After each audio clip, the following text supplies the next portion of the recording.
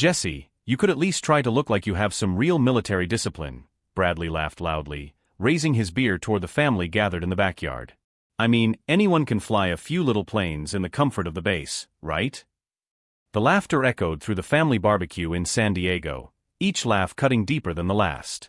My wife, Amanda, looked down in embarrassment as the children ran around the yard, oblivious to the humiliation I was facing once again.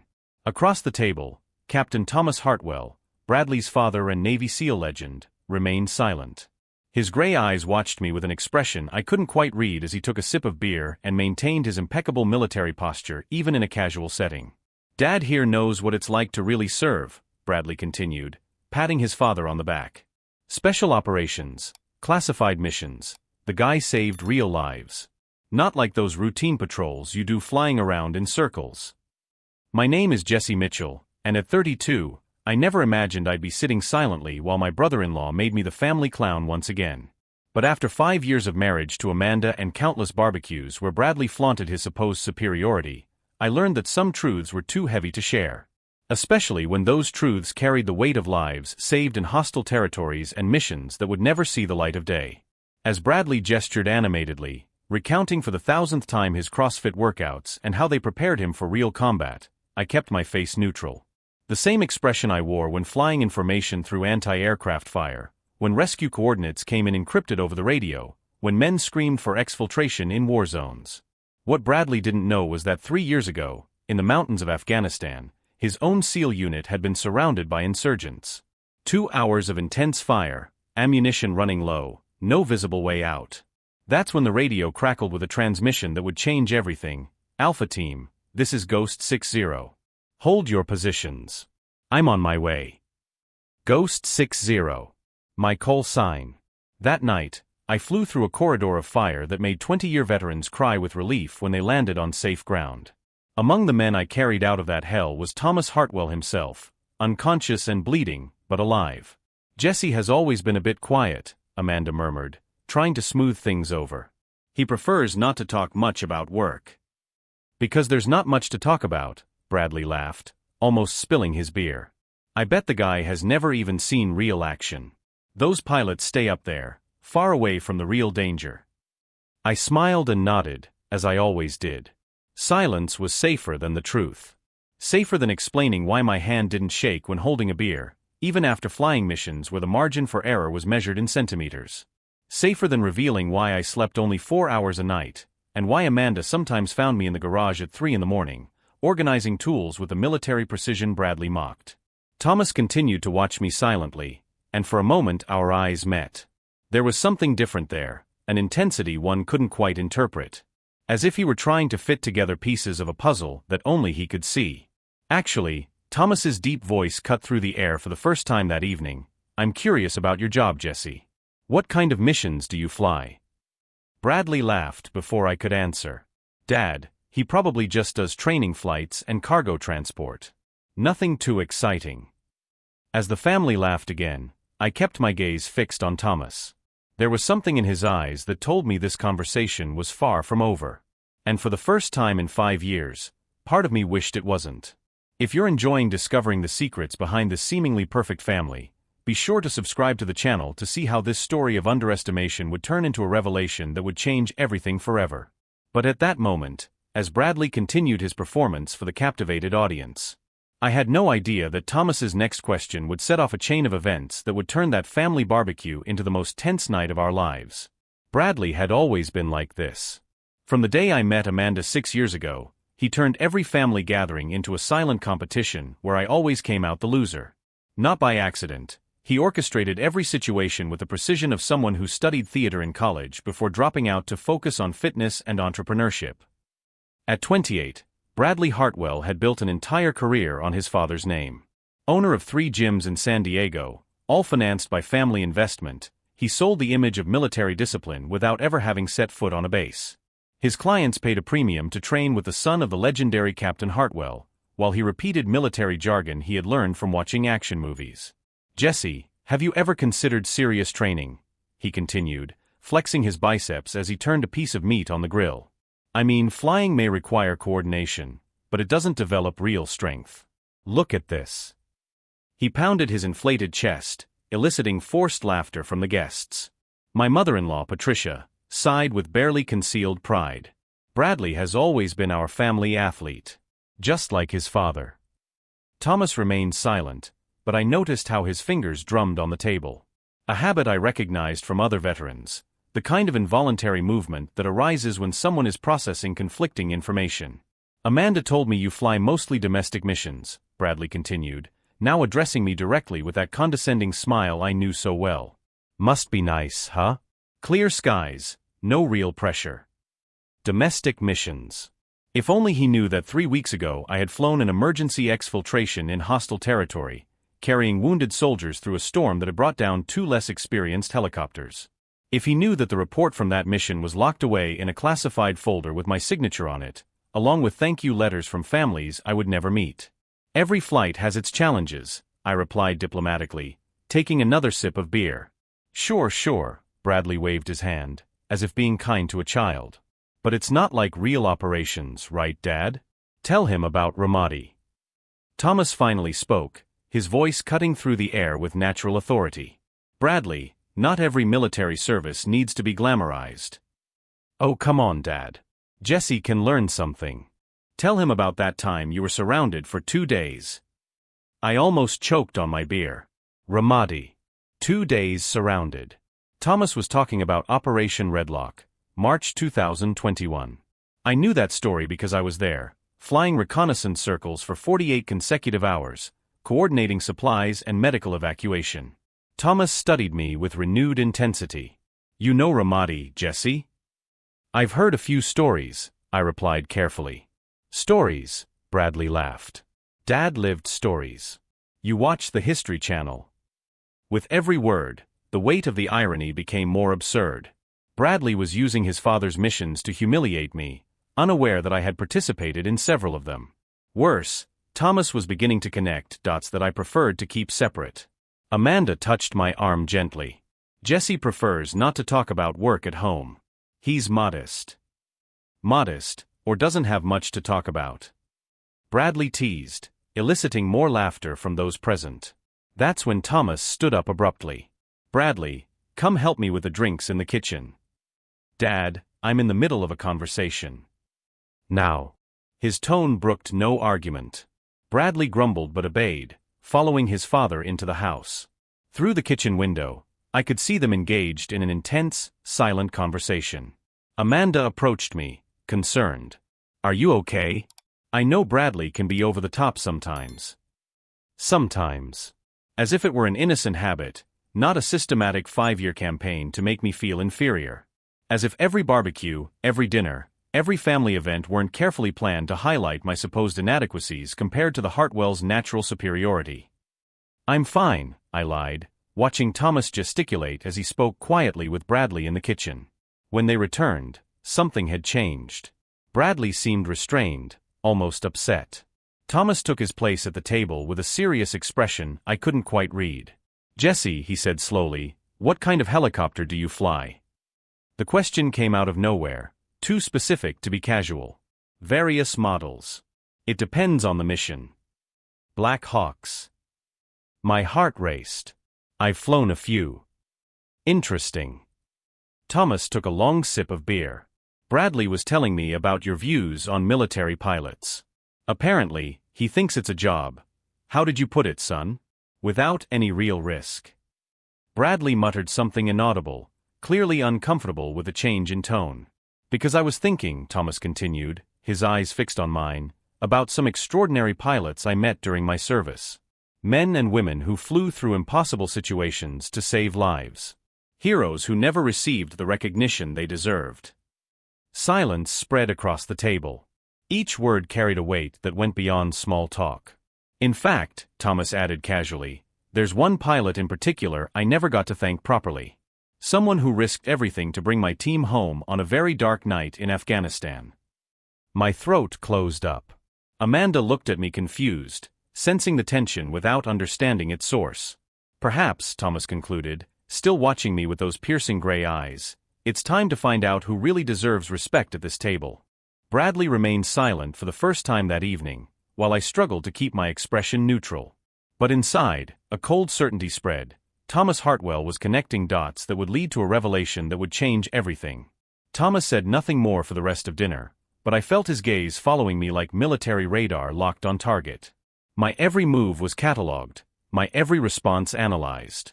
Bradley, oblivious to the mounting tension, took advantage of his father's silence to resume his personal show. "You know, Jesse," he said, cutting a generous piece of steak, "I was thinking you could benefit from some real training.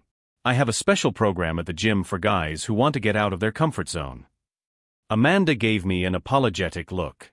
She knew what was coming. 5 years of marriage had taught me to recognize the signs when Bradley was building up to one of his more elaborate humiliations. "It's a program I developed based on the training my father did with the SEALs," he continued, gesturing dramatically. "Of course, adapted for people, let's say, less physically prepared." Patricia laughed, clapping her hands. "Oh, Bradley, you're so generous." "Jesse, what a wonderful opportunity." Generous. The word echoed in my mind as I watched Bradley's smug smile. If only he knew that 3 weeks ago I had completed a 16-hour consecutive flight through weather conditions that had brought down pilots with 20 years of experience. If only he knew that my physical training included survival simulations in hostile territory and endurance exercises that would make his CrossFit look like a warm-up. "Actually," Thomas interrupted gently, "I'd like to learn more about Jesse's work before we suggest improvements." Bradley laughed, ignoring the warning tone in his father's voice.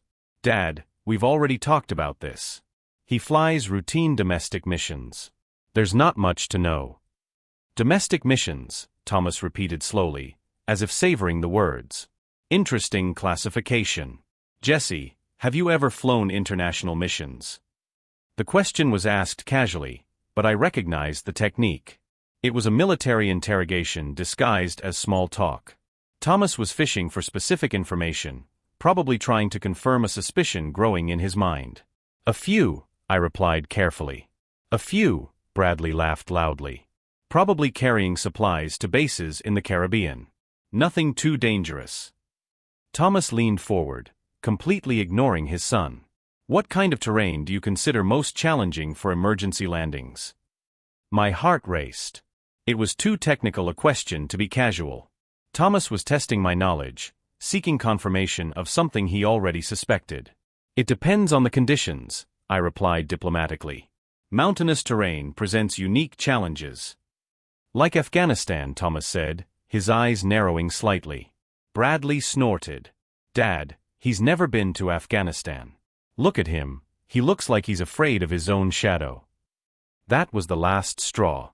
5 years of disparaging comments, 5 years of being treated like the family's failed relative, 5 years of keeping my true identity buried under layers of military secrecy.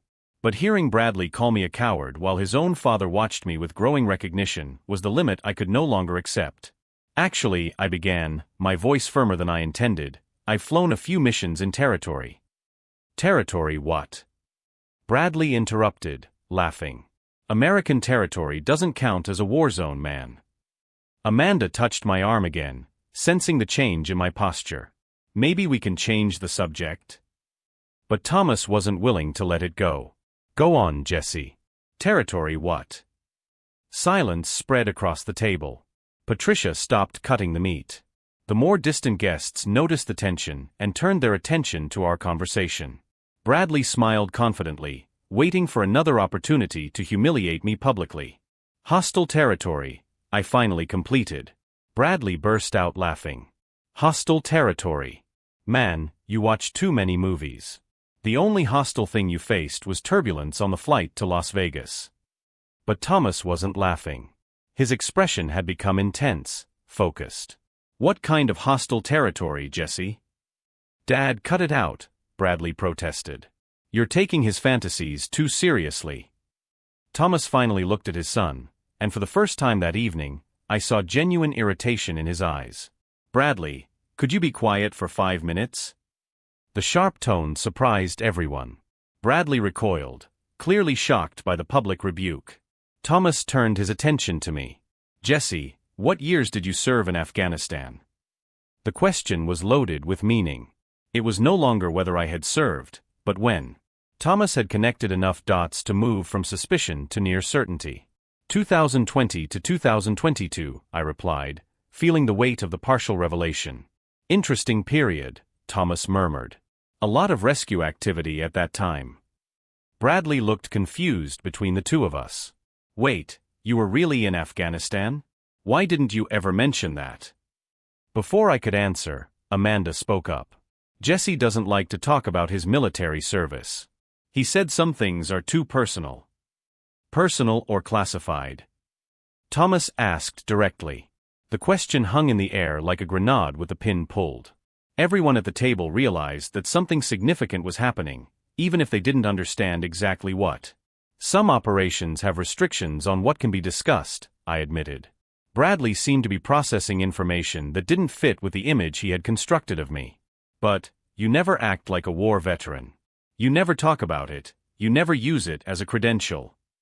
Maybe, Thomas said slowly, because some rail veterans don't need to prove anything to anyone. The implied criticism hit Bradley like a slap. He looked at his father, then at me, beginning to realize that he had spent 5 years mocking something he didn't understand. Thomas, Patricia interjected nervously, maybe this is a conversation for another time. But Thomas wasn't willing to stop. Actually, Patricia, I think this is exactly the right time. He turned back to me. Jesse, have you ever heard of Operation Redlock? My blood ran cold. It was the operation where I saved his life. Thomas wasn't fishing for information anymore. He was confirming a specific suspicion. Bradley looked completely lost. Dad, what is Operation Redlock? An operation where good men nearly died, Thomas replied without taking his eyes off me. And where an extraordinary pilot risked everything to bring us home. The silence that followed was deafening. Everyone at the table realized they were witnessing something significant, a revelation that would fundamentally change the family dynamics they knew. Amanda looked at me with a mixture of surprise and growing pride. Jesse, you never told me about this. There's a lot Jesse never told us, Thomas said, his tone carrying respect and something that felt almost like reverence. And maybe it's time we all heard it.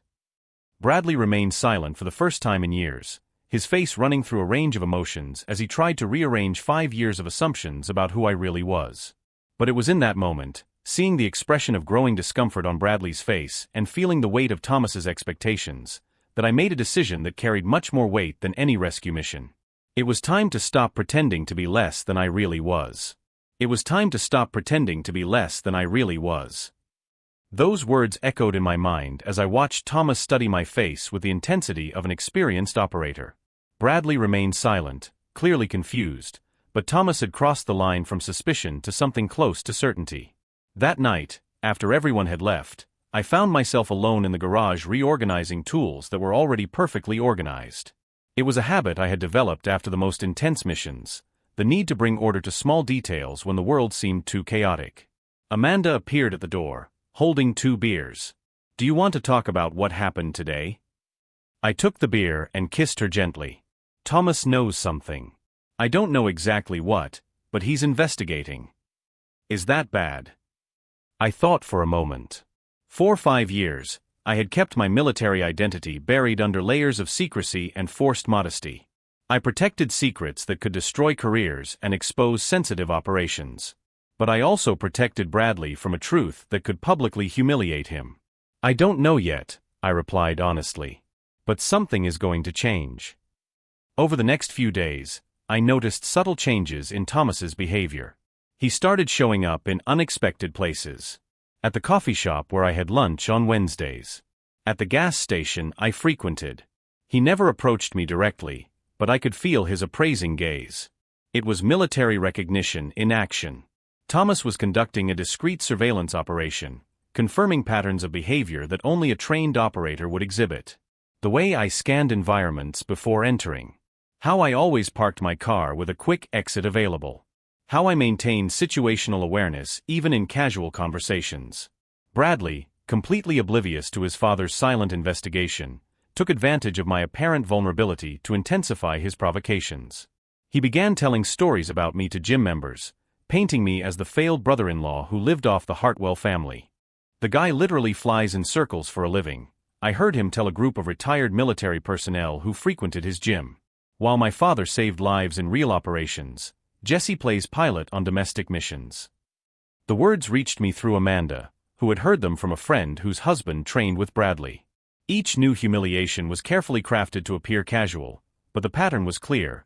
Bradley was constructing a public narrative that diminished me in order to elevate his own image. That's when I started making some strategic decisions. First, I requested access to my unclassified military records. Not the details of covert operations, but certifications, awards, and service history that could be publicly verified. Information that any competent investigator could find with the right tools. Second, I began discreetly documenting Bradley's lies. Every exaggerated story about his own non-existent military experience. Every claim about SEAL training he never received. Every client duped by false credentials. Third, I initiated casual conversations with real veterans who frequented Bradley's gym. Not to expose him immediately, but to plant seeds of doubt about his inconsistent stories. Interesting how he knows so many details about operations he never participated in, I commented discreetly to retired Sergeant Williams, who had served in units similar to Thomas's. Williams frowned. You noticed that too? Some of his stories don't match actual protocols. As Bradley built his house of cards based on lies, I was systematically documenting every inconsistency. Not out of petty revenge, but because the truth deserved to be protected. Especially when he used his father's name and reputation to deceive people who genuinely respected military service. Thomas, for his part, stepped up his own investigation. One morning, I found him waiting in the parking lot of the base where I work. Jesse, he said without preamble, I need to ask you some direct questions. Okay. Are you familiar with the code name Ghost 60? My heart skipped a beat, but I kept my expression neutral. I've heard a few references. Interesting. Thomas leaned against his truck, clearly choosing his words carefully. Because that pilot saved my life. And the lives of 3 other men on a very specific night in March 2021. Silence stretched between us. I could deny it, deflect, maintain the facade I had carefully constructed over the years. Or I could begin to reveal truths that would fundamentally change our family dynamic. Thomas, I began slowly, there are some things about my service that are complicated to discuss. Complicated as in classified? Complicated as in personal. He nodded, understanding the distinction. Jesse, if you are who I think you are, then Bradley has spent 5 years humiliating a war hero. What if I am? Then it's time for him to learn some truths that are going to hurt. That night, I made my final decision. I called my former commanding officer, Colonel Martinez, and requested permission to disclose specific aspects of my service record. Not classified operational details, but confirmation of code names, dates of service, and decorations that had been kept secret for security reasons. Mitchell, Martinez's voice came clear through the phone. Why now? Family matters, sir. Situations that require clarification. There was a pause. Are you sure? Once this information becomes public, there's no turning back. I'm sure. Very well. I'll process the release. Jesse, you deserve recognition for what you did. You always have. While waiting for the official documentation, I began to psychologically prepare myself for what was to come. 5 years of silent humiliation were about to turn into public revelation. Bradley would discover that he had spent half a decade mocking the man who saved his father's life.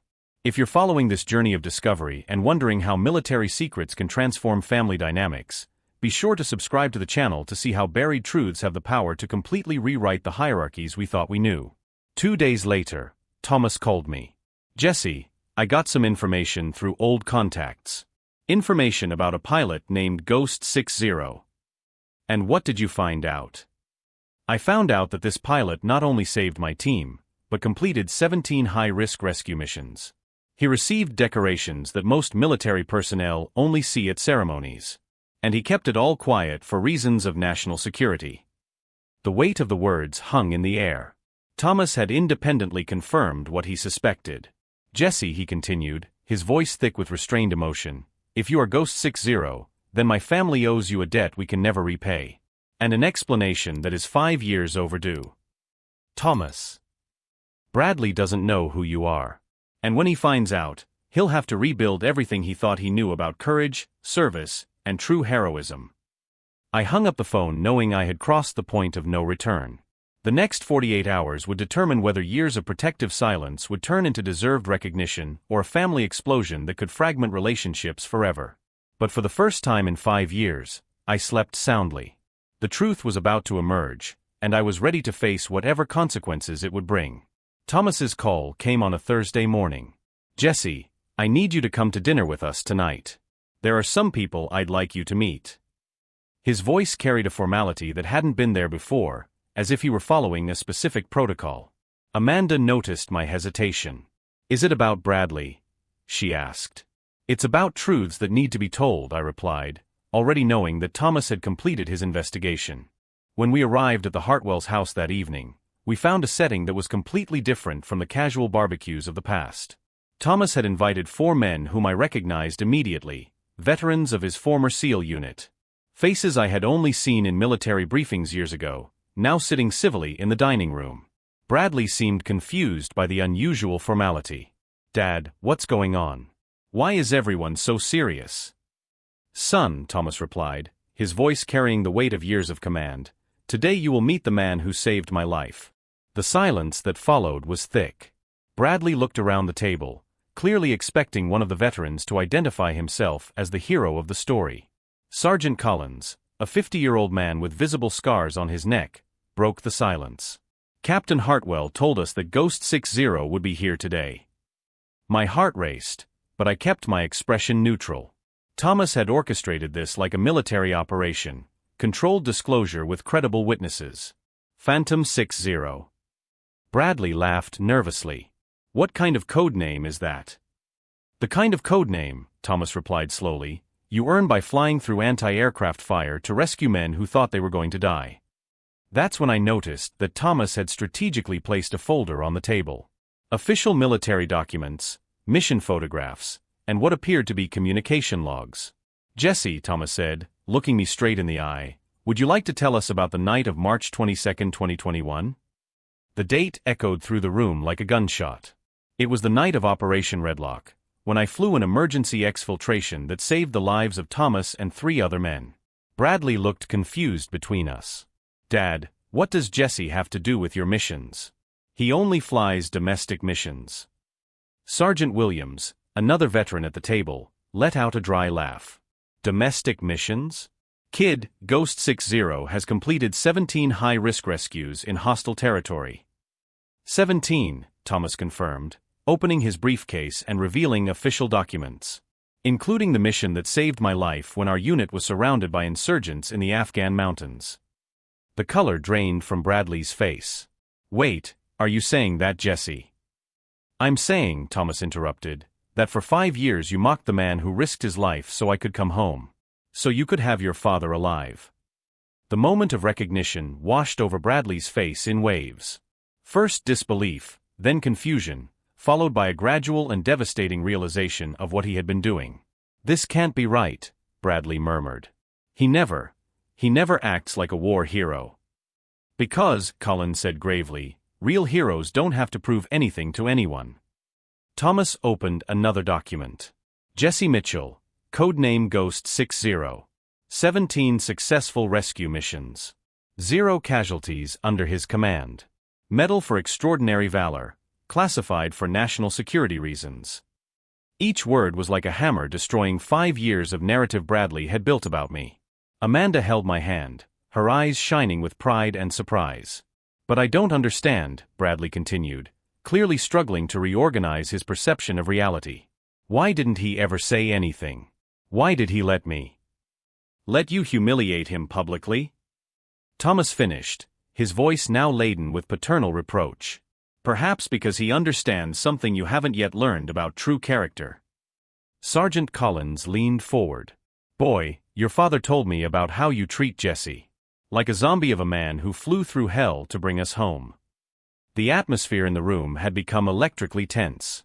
Bradley looked desperately at me, as if seeking denial or an explanation that might minimize his growing humiliation.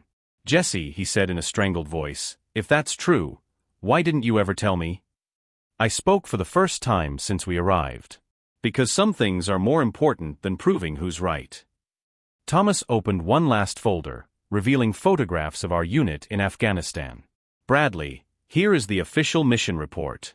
Read the part where it describes how Ghost 60 flew a Black Hawk through intense fire to evacuate us. Bradley took the document with trembling hands and began to read aloud. The pilot demonstrated exceptional courage, flying under extremely dangerous conditions to complete the exfiltration.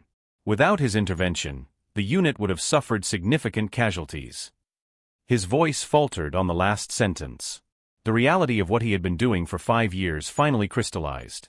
He had spent years mocking the man who had allowed him to still have a living father. Williams looked directly at Bradley. Son, you spent 5 years humiliating a national hero. A man who saved lives while you played soldier at a college. Thomas stood up and walked over to where I was sitting. Jesse, on behalf of my unit and my family, I apologize for what you endured. And I ask your permission to do something I should have done 5 years ago. He stood at attention and offered me a respectful salute. One by one, the other veterans did the same. Bradley watched in absolute silence, realizing he was witnessing the kind of recognition he had spent years pretending to deserve. Ghost 60, Thomas said solemnly, thank you for bringing this father home. But as I returned the salute, knowing that 5 years of silent humiliation were finally coming to an end, I noticed out of the corner of my eye that Bradley had begun to cry. The real transformation was yet to come. The tears streaming down Bradley's face were not just from embarrassment, they were from a devastating realization that rewrote 5 years of his own identity. Thomas held the military salute as he watched his son process the magnitude of what he had discovered. Bradley, Collins said softly, your reaction now determines what kind of man you truly are. There was a long silence before Bradley slowly rose to his feet. His hands trembled as he stood before me, clearly struggling to find words appropriate for a situation that transcended any previous experience. Jesse, his voice was strangled, I have no words to. For 5 years I humiliated the man who saved my father. Amanda squeezed my hand, watching the transformation happen in real time. Patricia, who had remained silent throughout the revelation, finally spoke in a broken voice. Jesse, forgive our son. Forgive our family. I looked at Bradley, seeing not the arrogant young man who had tormented me for years, but a man confronting the complete destruction of his self-image. Bradley, the issue isn't forgiveness. The issue is what you will do with this truth. He nodded desperately. Anything. I would do anything to undo what I've done. Thomas approached his son. Son, you spent 5 years building a career based on my name while humiliating the man who allowed me to live on to be your father. Jesse never used his accomplishments for personal gain. He never sought recognition. He never took advantage of the respect he deserved. The reality of those words hit Bradley like a tsunami. His gyms, his clients, his entire reputation, all built on the shadow of a father whose life had been saved by the man he publicly disparaged. My clients, Bradley murmured, realizing the implications. All these veterans who train with me because they respect our family, they need to know who you really are. Williams leaned forward. Son, some of these men have probably heard of Ghost 60. When they find out that the man you called a failure is a military legend. Bradley's humiliation deepened, but something interesting happened. Instead of retreating or defending himself, he straightened his shoulders, for the first time displaying genuinely military posture. Then they'll know the truth, he said with growing determination. Everyone will know. In the months that followed, Bradley turned his humiliation into a personal mission. He closed 2 of his 3 gyms and converted the remaining one into a free rehabilitation center for veterans. Each session began with him telling the story of how he had discovered that the real hero was right under his nose. My name is Bradley Hartwell, I heard him say in a lecture 6 months later, and for 5 years I humiliated a war hero because I was so obsessed with living in my father's shadow that I forgot to learn what it really means to serve. The gym became a sanctuary for veterans struggling with civilian reintegration. Bradley, now humble and focused on real purpose, discovered something that years of self-promotion had never provided: genuine respect earned through authentic service. Thomas and I developed a friendship that transcended military hierarchies. We began visiting schools together, talking about real military values versus cinematic glorification. He talked about leadership and strategy. I talked about quiet courage and decisions under pressure. The difference between a real hero and someone who pretends to be a hero, Thomas said in one of these lectures, is that the real hero never has to tell his own stories. Amanda, who had observed 5 years of silent humiliation without fully understanding its context, developed new pride in my choice to maintain discretion. "You could have destroyed Bradley at any time," she said one night, "but you chose to protect the family's dignity." "Destroying Bradley wouldn't have saved his father's life," I replied. "And it wouldn't have made our marriage stronger." A year after the revelation, Bradley approached me with an unexpected proposal. "Jesse, I want you to be my partner in the gym. Not as a silent investor, but as a co-owner. Veterans deserve to be trained by someone who truly understands what they've been through." I politely declined. My mission was not to replace one form of recognition with another, but to continue serving without the need for external validation. 2 years later, I received a phone call that would change everything again. The Secretary of the Navy was declassifying certain operations, including several Ghost 60 missions. A recognition ceremony was being planned for pilots whose achievements had remained secret for reasons of national security. At the ceremony, as I received awards that had been locked away in classified files, I observed the audience. Thomas was in the front row, in full uniform, smiling with paternal pride. Bradley was beside him, no longer the arrogant young man obsessed with status, but a man who had learned the difference between fame and purpose. During my speech, I talked about something I had learned through experience. The true test of character is not how you act when everyone is watching, but how you behave when no one knows who you really are. After the ceremony, Bradley approached me. "Jesse, I have something for you." He handed me a framed photograph, the official image of Operation Redlock with our rescue team. "This photo sat in my father's office for 5 years. Now I know you should have been in it from the beginning." I looked at the photograph and smiled. "Bradley, you've learned the most important lesson. Real recognition comes from within, not from photographs or certificates." Today, when people ask about the years of quiet humiliation, I explain that every moment served a greater purpose. It protected sensitive operations, kept families together, and most importantly, taught lessons about humility and purpose that no amount of public recognition could provide.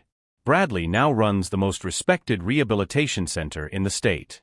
Not because he uses his father's name, but because he dedicates each day to serving men and women who have sacrificed more than most people can imagine.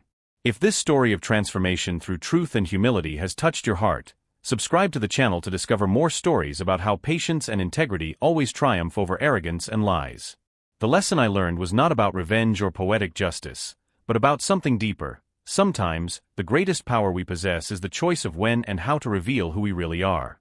And when we make that choice for the right reason, at the right time, it transforms not only our lives, but the lives of everyone around us. True heroism is not about being recognized for your actions, but about continuing to do the right thing regardless of who is watching.